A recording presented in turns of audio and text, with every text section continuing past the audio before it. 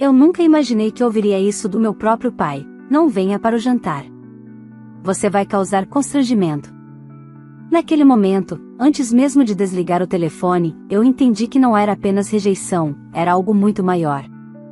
Eu sou advogada, dedicada, competente, mas para minha família, isso nunca foi suficiente.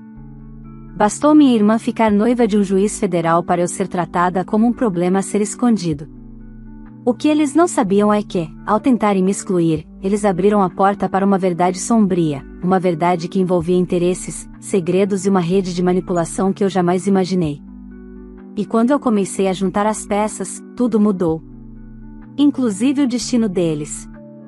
Se você quer saber como uma simples ligação transformou minha vida para sempre, fique comigo até o final dessa história. Você não vai acreditar no que eu descobri. Olá, seja bem-vindo ao canal Histórias Surpreendentes. Curta e se inscreva nesse canal, aproveite e ative as notificações, comente aqui de qual cidade você está assistindo, vou adorar saber e deixar um coração no seu comentário. Vale lembrar que os nossos vídeos não são relatos reais, são histórias voltadas apenas para o entretenimento. Toda a criação e edição são feitas pelo proprietário do canal. Desde pequena, eu sempre soube exatamente qual era o meu lugar dentro da minha própria família, o canto silencioso, o espaço onde ninguém realmente olha, mas todos esperam que você esteja ali para servir de contraste com o brilho dos outros.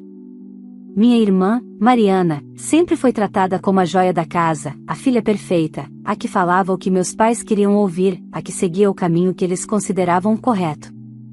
E eu? Eu fui a filha que escolheu estudar, trabalhar, lutar por tudo que conquistou. A filha que virou advogada simples, como eles gostam de dizer quando acham que não estou escutando.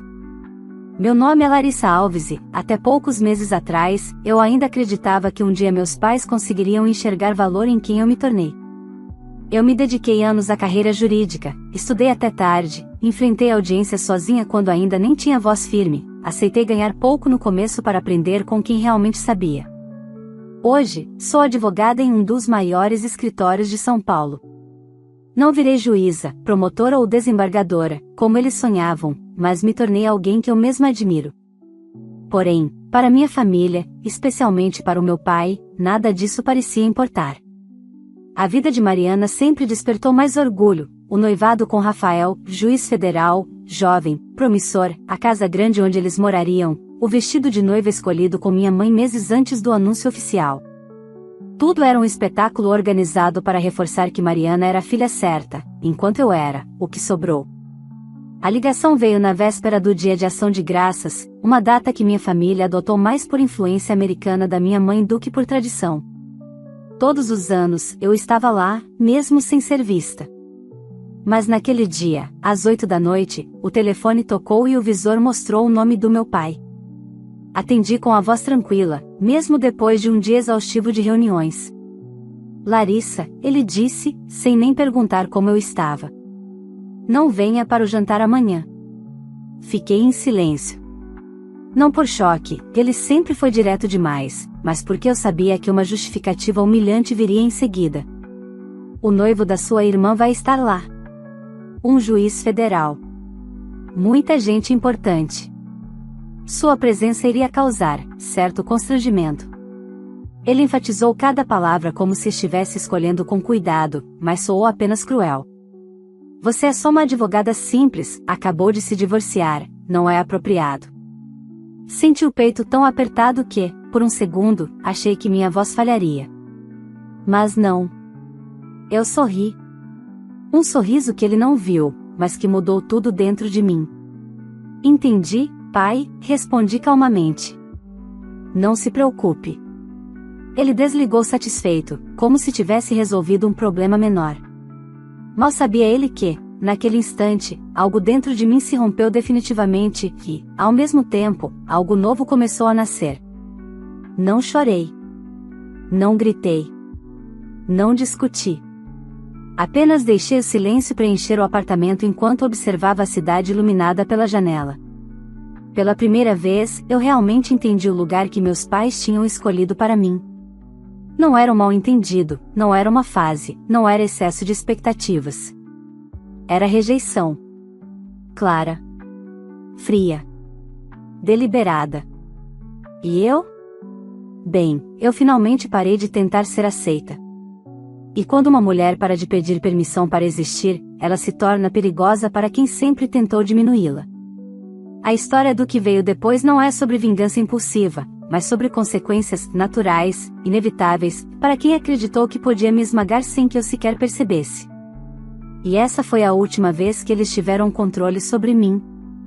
Passei a noite inteira acordada depois daquela ligação. Não por sofrimento, mas por lucidez. Era curioso perceber que, por anos, eu me adaptei à rejeição como quem se acostuma com uma goteira constante no teto, irritante, mas previsível. Porém, quando a goteira vira enxurrada e o teto desaba, você não tenta mais consertar, você simplesmente muda de casa. E foi isso que aconteceu dentro de mim. Algo havia desabado, e eu finalmente estava livre para sair dos escombros. Na manhã seguinte, enquanto a maioria das famílias se preparava para a ceia, eu revisei um processo que vinha tirando meu sono há semanas, uma ação milionária envolvendo fraude contratual entre duas gigantes do setor de logística. Era um caso complexo, cheio de detalhes técnicos, provas digitais e contratos cruzados. Meu chefe tinha confiado em mim para liderar a estratégia, algo raro, considerando que muitos ali eram herdeiros de sobrenomes famosos no direito. Eu, por outro lado, só tinha meu esforço e minha capacidade. Por volta das 10 da manhã, meu celular vibrou. Era uma mensagem da minha mãe. Filha, bom dia. Espero que você entenda a situação de ontem. Não é nada pessoal. É só que o Rafael está em fase de promoção, e sua presença poderia ser desconfortável. Depois conversamos. Beijos. Desconfortável. A palavra ficou rodando na minha mente como um eco irritante. Eu precisava rir e rir. Eu era desconfortável para eles desde que comecei a estudar mais do que o esperado, desde que não aceitei namorar o rapaz rico que meu pai achava adequado, desde que decidi me divorciar de um casamento tóxico em vez de manter as aparências como minha mãe fez a vida inteira. Dei um gole no café já frio e me virei para o espelho. Talvez, pela primeira vez, eu tenha realmente me visto como era, uma mulher forte, mas cansada de se curvar diante de expectativas alheias. À tarde, fui ao escritório revisar depoimentos e ajustar estratégias para uma audiência importantíssima que aconteceria na semana seguinte. Sentada na minha sala, completamente vazia em pleno feriado, eu tinha silêncio suficiente para pensar. E percebi algo que não deveria ser novidade. Rafael, o noivo magistrado da minha irmã, havia assumido recentemente uma vaga na Justiça Federal de São Paulo, justamente a vara responsável por homologações de acordos e decisões sensíveis na área empresarial. E foi então que uma memória incômoda emergiu. Durante o noivado da Mariana, meu pai comentou, achando que eu não estava ouvindo, que com um juiz federal na família, tudo fica mais fácil. Minha mãe concordou rindo, como se fosse natural ter a lei como ferramenta doméstica. Algo dentro de mim ficou alerta. Abri meu notebook e digitei o nome de Rafael no sistema interno de acompanhamento público de processos. Não esperava encontrar nada imediato, mas o que apareceu fez meu estômago gelar. Ele tinha sido designado como juiz responsável pelo processo de homologação de um acordo envolvendo uma das empresas conectadas ao caso que eu estava conduzindo. Não era meu processo direto, mas orbitava perigosamente perto. Estranho. Muito estranho. Continuei investigando e descobri que Mariana trabalhava informalmente e sem qualificação alguma em um setor administrativo dessa mesma empresa. O tipo de arranjo que pais orgulhosos chamam de ajuda, mas que qualquer advogado reconhece como conflito potencial. Respirei fundo. Isso não era só rejeição. Não era só desprezo familiar. Era interferência. E interferência em áreas onde eu atuava profissionalmente. Fiquei ali, parada, encarando a tela como se ela estivesse prestes a me contar mais. E me contou. Um e-mail antigo, que eu havia ignorado por considerar irrelevante na época, reapareceu na minha caixa de entrada. Era de um diretor envolvido no litígio que eu conduzia, mencionando que a família da sua irmã está muito interessada no desfecho deste processo. Na época, achei que fosse bajulação corporativa, mas agora, fazia sentido demais.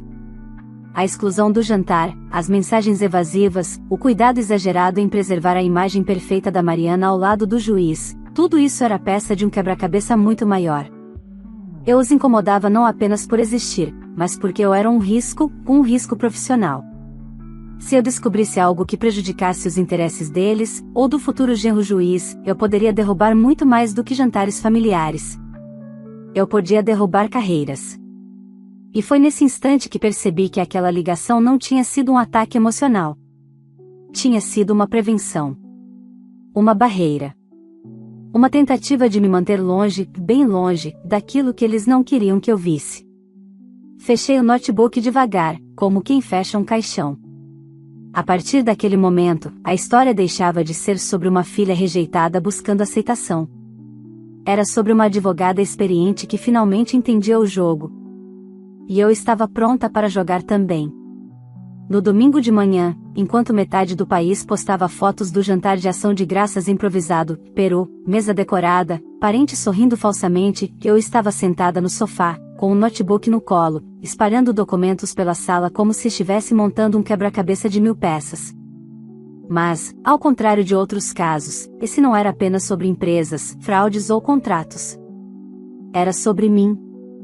Sobre minha família. E sobre a linha fina entre ética e poder. Quanto mais eu analisava, mais padrões suspeitos apareciam. A empresa onde Mariana trabalhava havia fechado 3 contratos expressivos nos últimos meses, contratos que dependiam diretamente de decisões em varas federais. Varas, onde Rafael tinha trânsito privilegiado. Coincidência? Talvez. Mas eu não acreditava em coincidências quando elas se acumulavam. Ao meio-dia, meu celular tocou. Era meu chefe direto, Dr. Alberto, um dos sócios mais renomados do escritório. Atendi imediatamente. Larissa, desculpe incomodar no feriado, ele disse, com a voz urgente. Mas preciso que você venha ao escritório. O cliente quer discutir algo importante antes da audiência de quarta-feira.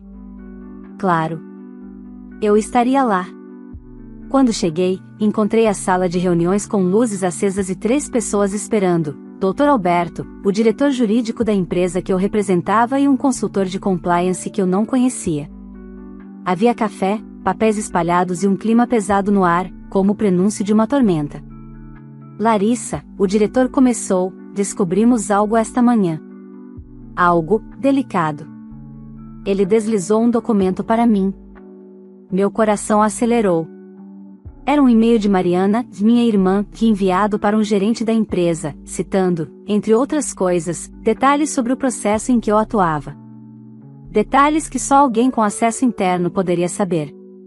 Como ela teve acesso a isso? Perguntei, tentando manter a voz estável. Ela trabalha no setor administrativo financeiro, respondeu o diretor. Pelo visto, tem contato com documentos que não deveria. Não deveria mesmo. O consultor de compliance pigarreou. A outro ponto. O juiz federal Rafael Bezerra, noivo da sua irmã, é amigo pessoal de um dos executivos envolvidos no litígio. Eles aparecem juntos em eventos fechados, confrarias, reuniões informais. A respiração faltou por um instante. Não por surpresa, mas pela confirmação de tudo o que eu já suspeitava. Dr. Alberto cruzou as mãos na mesa. Larissa, você é a única que não pode tocar diretamente nesse ponto, o conflito é pessoal demais.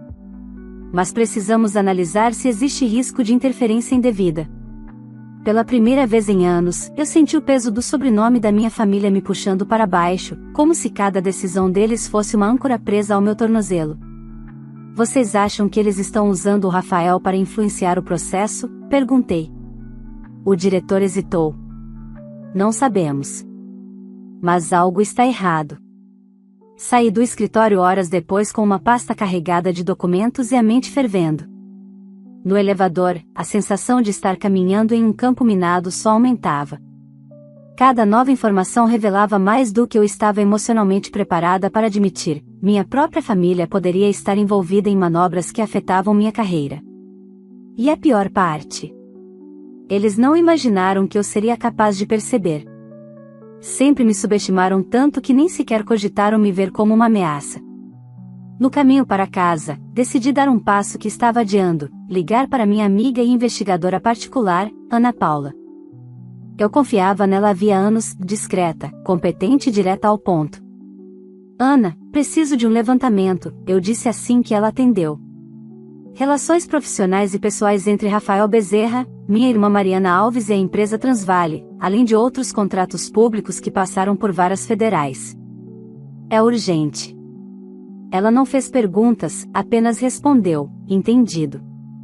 Te envio tudo amanhã cedo. Quando desliguei, senti o ar gelado entrar pela janela semi-aberta do carro. Era irônico, enquanto minha família organizava jantares perfeitos e fotos impecáveis, eu estava no meio de um redemoinho que envolvia ética judicial, tráfico de influência e possíveis crimes corporativos. À noite, recebi uma mensagem no grupo da família. Mariana havia postado uma foto dela e de Rafael no jantar. Ação de graças perfeito. Família é tudo, família é tudo. A frase piscava na tela como uma provocação cruel.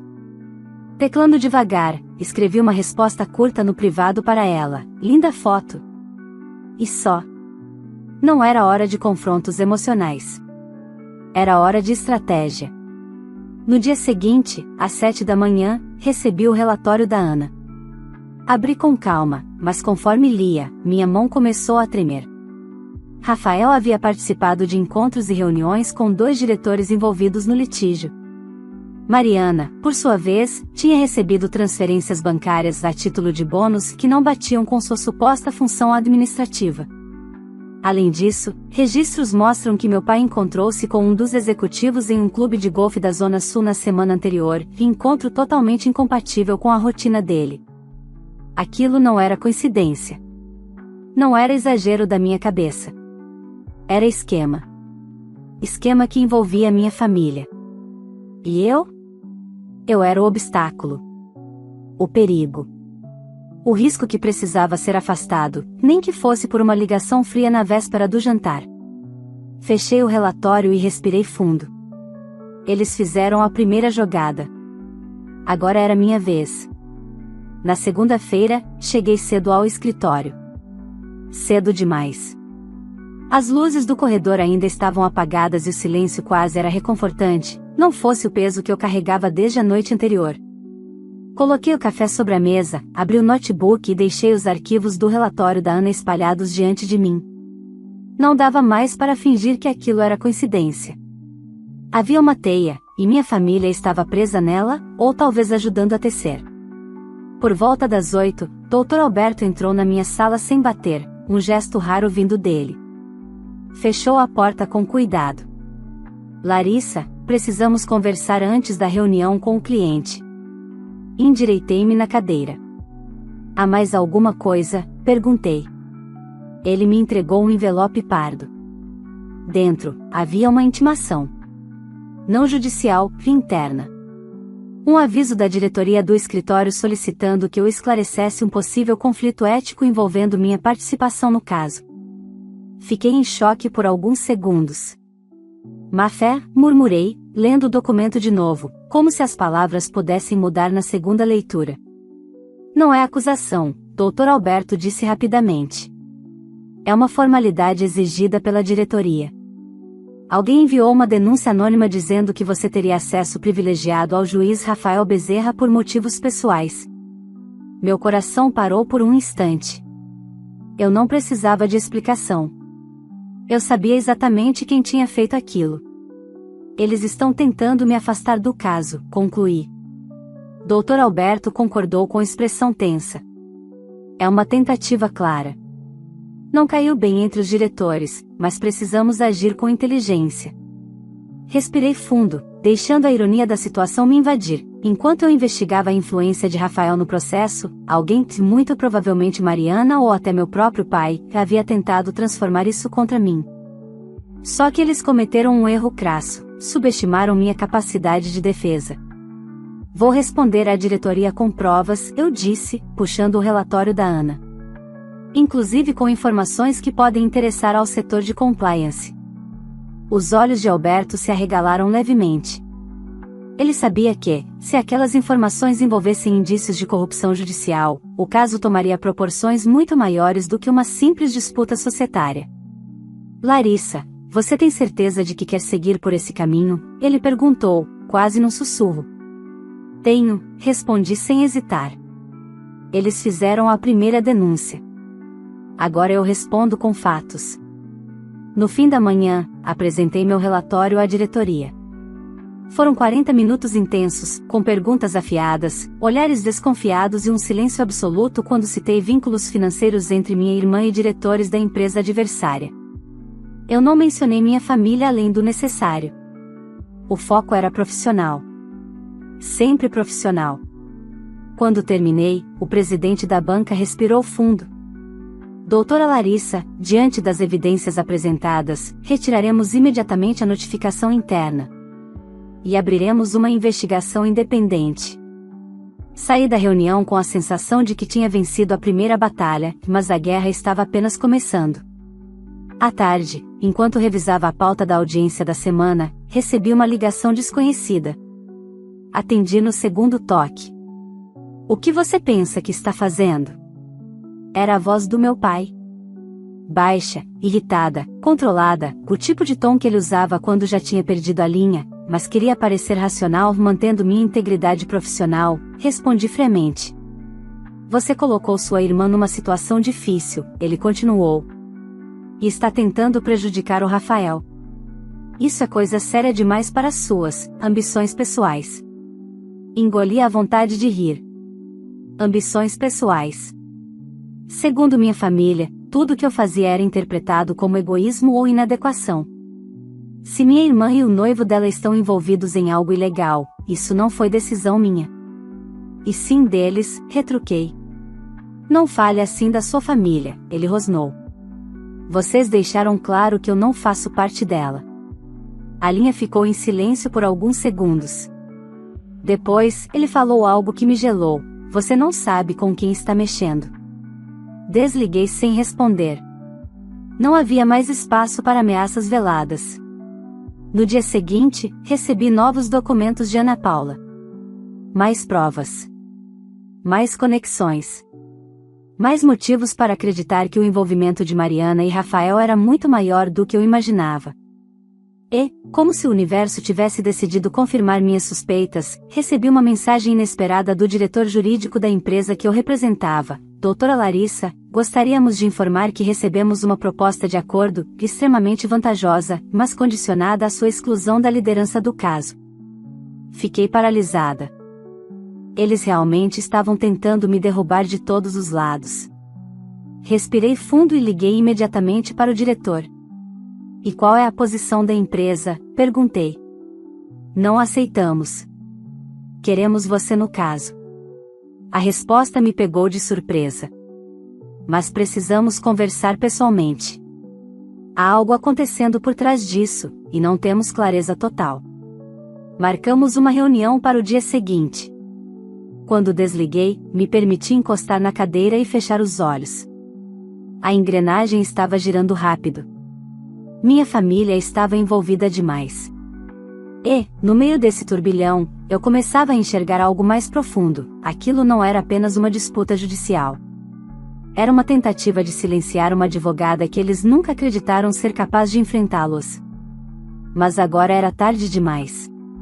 Eu estava vendo demais. Sabendo demais. E eu não recuaria. Na manhã seguinte, cheguei à sede da empresa representada pelo escritório. O prédio era imponente, cheio de vidros espelhados, mas naquele dia parecia carregado de tensão. O diretor jurídico, Henrique, me aguardava na recepção. Ele parecia mais cansado do que de costume. Vamos para a sala de reuniões. Precisamos falar sem interrupções, ele disse, caminhando rápido. Assim que entramos, ele trancou a porta, um gesto que me deixou imediatamente alerta. Larissa, ontem à noite recebemos uma ligação que me deixou extremamente preocupado. Ele puxou uma pasta e a empurrou na minha direção. Isso aconteceu poucas horas depois da tentativa de acordo condicionada à sua saída. Abri o documento. Eram fotos. Uma sequência de imagens minhas, saindo do prédio do escritório, chegando ao meu apartamento, entrando em um café perto do trabalho. Todas tiradas à distância, em dias diferentes. Vocês contrataram alguém para me seguir? Perguntei, chocada. Henrique balançou a cabeça rapidamente. Não. Isso foi enviado anonimamente. E junto havia uma mensagem. Ele me entregou uma folha impressa. Meu sangue gelou ao ler, ela sabe demais. Vocês vão se arrepender de mantê-la no caso. Fechei os olhos por um breve instante. Era oficial. Não era paranoia, não era exagero, alguém estava tentando me assustar. Me afastar do processo. Me fazer recuar. Você acredita que isso está vindo da empresa adversária? Perguntei, tentando manter a calma. É provável, mas não descartamos outra possibilidade. Ele hesitou antes de continuar. Seu nome foi mencionado diretamente como obstáculo. A insistência em tirá-la do caso é incomum. Entendi o que ele não queria dizer em voz alta, minha família poderia estar envolvida. Henrique, respirei fundo, não posso abandonar esse processo. Se eu fizer isso, é como admitir que há algo para esconder. E não há. Ele concordou. A empresa quer que você continue. Mas precisamos reforçar sua segurança. Já acionamos nossa consultoria de risco para monitorar qualquer movimentação suspeita. Agradeci, embora uma parte de mim estivesse dividida entre o raciocínio jurídico e uma dor profunda, quase infantil, o fato de que meus próprios pais poderiam estar compactuando, mesmo que indiretamente, com tudo aquilo. Saí da reunião com os pensamentos girando. Ainda era manhã quando recebi uma mensagem de Ana Paula: precisamos nos ver. Achei mais coisa. Fomos para um café discreto no centro. Ana nunca enrolava, abria a pasta e ia direto ao ponto. Mas naquela tarde, ela me olhou com uma expressão que eu raramente via nela, preocupação genuína. Larissa, encontrei registros de reuniões entre seu pai e um dos advogados da empresa adversária. 3 encontros em menos de um mês. Minha garganta secou. Tem certeza? Perguntei, mesmo sabendo que Ana nunca afirmava nada sem provas irrefutáveis. Ela colocou as fotos na mesa. Lá estava ele, meu pai, sentado em um restaurante, apertando a mão do advogado adversário. Em outra, caminhando ao lado dele em um estacionamento. Em outra, entrando no mesmo prédio de escritórios onde a empresa adversária tinha uma sala. Meu peito apertou como se alguém tivesse colocado um peso enorme sobre ele. E tem mais, Ana continuou. Rafael participou de um jantar fechado com 2 diretores dessa empresa. Está registrado em agendas institucionais. Não é ilegal por si só, mas é altamente impróprio. Passei a mão pelos cabelos, tentando respirar. Por que eles fariam isso? Murmurei. Ana fechou a pasta, cruzando os braços. Porque você é o problema para eles. Você pode expor o que está acontecendo. E, pelo visto, sua família prefere proteger o futuro genro do que proteger você. A verdade era dura. Cruel. Mas era a única que fazia sentido. Naquela noite, recebi outra ligação do meu pai. Larissa, sua voz estava mais baixa, mais irritada do que na última vez. Você está investigando sua própria família? Fotos? Relatórios? Quem você pensa que é? Fechei os olhos, cansada. Uma advogada protegendo sua carreira e sua integridade. É isso que eu sou. Você está destruindo a vida da sua irmã, ele gritou. Não. Eles se colocaram nisso. Eu só estou enxergando. Houve silêncio. Um silêncio que parecia cheio de ódio. Se você continuar, não terá mais família. Respirei fundo. Doeu. Claro que doeu. Mas a resposta saiu de mim com uma estranha serenidade. Eu nunca tive, pai. Não do jeito que imaginava. E desliguei. Passei o resto da noite revisando cada peça, cada documento, cada detalhe do processo. Quanto mais eu analisava, mais tinha certeza de que aquilo não era apenas corrupção eventual, era uma rede. E, de alguma forma, minha família fazia parte dela. Quando finalmente fechei o notebook, percebi que a dor que eu sentia tinha se transformado em outra coisa: clareza. Eu estava sozinha. Completamente sozinha. E, pela primeira vez na vida. Isso não me assustava. Isso me fortalecia. Porque agora eu não tinha mais nada a perder. A audiência decisiva foi marcada para a quarta-feira da semana seguinte. Uma data aparentemente comum, mas que para mim representava um divisor de águas, não apenas no processo, mas na minha vida inteira. Eu sabia que aquela sessão colocaria em jogo tudo o que eu era: advogada, mulher, filha rejeitada que finalmente enxergara a verdade sem filtros. Na manhã da audiência, acordei antes do despertador. Tomei banho em silêncio, prendi o cabelo e escolhi o terno azul marinho que sempre usei em julgamentos importantes. Não era superstição, era identidade. Uma pequena lembrança de que, quando eu pisava em uma sala de audiência, ninguém podia me diminuir. Ali, eu era apenas competência, e isso sempre foi suficiente. Cheguei ao Fórum Federal com 20 minutos de antecedência. A entrada estava movimentada, advogados apressados, estagiários carregando pastas, servidores correndo com pilhas de processos. Ana Paula me acompanhou até a porta principal. "Qualquer coisa, me liga", ela disse. Eu sabia que podia confiar nela. Era, ironicamente, a única pessoa que eu podia confiar naquele momento. Quando entrei na sala de audiência, a bancada da empresa adversária já estava montada, repleta de advogados engravatados. Reconheci um deles imediatamente, o mesmo que aparecia nas fotos com meu pai. Ele me lançou um olhar rápido, quase desdenhoso, como quem observa alguém que já considera derrotado. Mas o que realmente me surpreendeu foi ver, sentados discretamente no fundo da sala, meus pais e minha irmã. Mariana estava com as mãos entrelaçadas, como se estivesse prestes a participar de uma cerimônia importante. Rafael, ao lado dela, mantinha a expressão séria de sempre. Meu pai me olhou com uma mistura de frieza e irritação, minha mãe desviou o olhar quando percebeu que eu os havia visto. Era quase irônico. Eles me expulsaram do jantar de ação de graças por eu ser um constrangimento, mas tinham decidido aparecer justo na audiência mais sensível da minha carreira. Não por mim. Eu sabia. Eles estavam ali para monitorar o que eu sabia, para garantir que nada escaparia do controle deles. Quando o juiz entrou, a sala se levantou. Ele cumprimentou todos e deu início aos trabalhos. A empresa adversária apresentou sua defesa, cheia de argumentos ensaiados e documentos que tentavam mascarar inconsistências. Eu estava calma. Observava. Esperava. Sabia que minha hora chegaria. Quando o juiz me autorizou a falar, levantei-me com a serenidade de quem já aceitou qualquer consequência. Caminhei até o centro da sala e respirei fundo. Excelência, antes de entrar na análise técnica do caso, preciso registrar um ponto de extrema relevância. Os advogados adversários se remexeram. Meu pai se inclinou para a frente. Rafael, por sua vez, manteve-se imóvel, mas seus olhos endureceram. Nas últimas semanas, continuei, surgiram tentativas de me afastar deste processo por meio de denúncias anônimas, fotografias tiradas sem meu consentimento e propostas de acordo condicionadas à minha saída da liderança do caso. O juiz franziu o senho.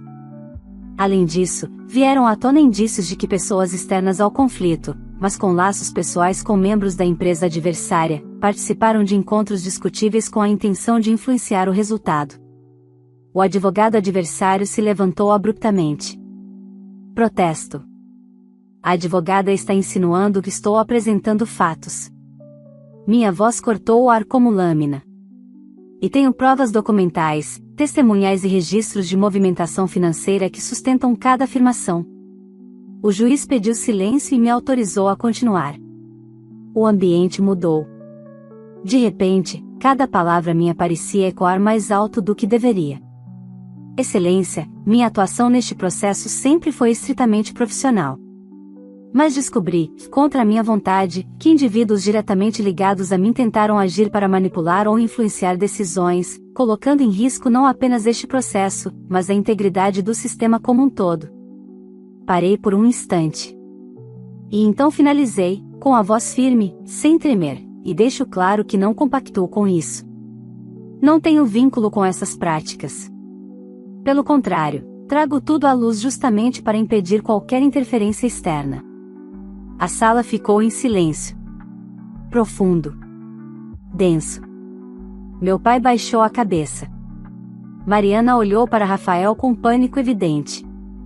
Rafael, pela primeira vez, pareceu perder o controle da expressão. O juiz determinou a instauração imediata de uma investigação paralela e deu continuidade à audiência. No final da tarde, proferiu uma decisão forte, clara, sem brechas. A empresa que eu representava venceu. E venceu com todos os méritos expostos, documentados e reconhecidos.